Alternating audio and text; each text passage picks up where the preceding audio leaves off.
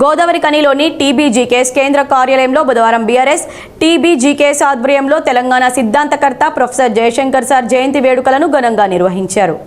ఈ మేరకు రామగుండం మాజీ ఎమ్మెల్యే కోరుకంటి చందర్ బీఆర్ఎస్ నాయకులతో కలిసి జయశంకర్ సార్ చిత్రపటానికి పూలమాలలు వేసి నివాళులర్పించారు. ఈ సందర్భంగా మాజీ ఎమ్మెల్యే మాట్లాడుతూ తన జీవితాన్ని తెలంగాణ రాష్ట్ర సాధన కోసం త్యాగం చేసిన మహనీయులు ప్రొఫెసర్ జయశంకర్ సార్ అని కొనియాడారు. తెలంగాణ ప్రజలకు నీళ్లు, నిధులు, నియామకాలు అందించాలన్న సంకల్పంతో జరిగిన తెలంగాణ రాష్ట్ర సాధన పోరాటంలో మాజీ ముఖ్యమంత్రి కేసీఆర్ను తెలంగాణ ఉద్యమ నాయకుని ఎన్నుకొని ఉద్యమ కార్యాచరణ రూపొందించి తెలంగాణ రాష్ట్రం ఏర్పాటయ్యేలా చేసిన మహనీయులు ప్రొఫెసర్ జయశంకర్ సార్ అన్నారు. కొట్లాడి సాధించుకున్న తెలంగాణ రాష్ట్రంలో నీళ్లు, నిధులు, నియామకాలు సాధించే దిశగా ప్రొఫెసర్ జయశంకర్ సార్ ఆశయాలను కొనసాగించే దిశగా కేసీఆర్ ముందుకు సాగారని తెలిపారు. జయశంకర్ సార్ కలలు గన్న బంగారు తెలంగాణ సాధన కోసం మాజీ ముఖ్యమంత్రి కేసీఆర్ కాళేశ్వరం ప్రాజెక్టు నిర్మించి 1 కోటి ఎకరాలకు సాగునీరు అందించే ప్రయత్నం చేశారన్నారు.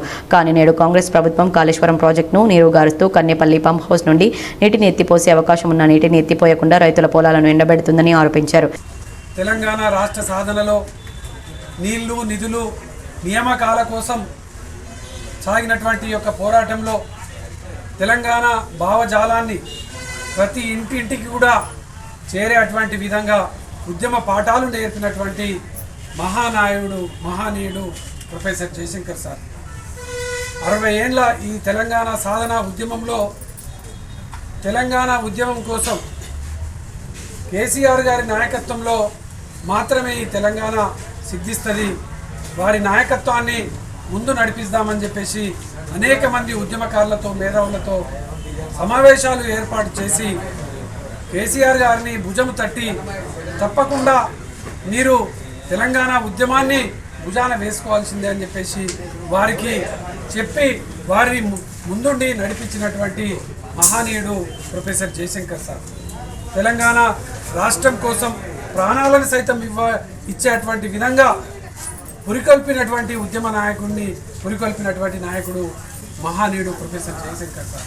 ఈ సమయంలోనే తెలంగాణ రాష్ట్రం వస్తుంది, లేకపోతే ఈ బలిదశ ఉద్యమంలో రాకపోతే ఇక తెలంగాణ ఎన్నడూ రాదు అని విద్యార్థి లోకాన్ని, సకల జనులనందరినీ కూడా ఒక్కటి చేసినటువంటి మహనీయుడు ప్రొఫెసర్ జయశంకర్ సార్.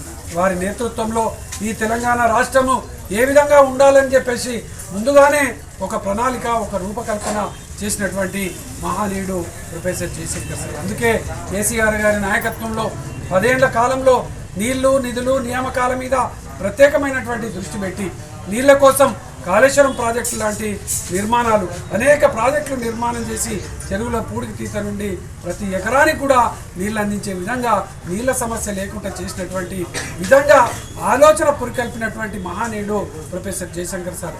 వారి ఆలోచననే ఇలా కేసీఆర్ గారు 10 ఏళ్ల పాటు అమలు చేసినారు.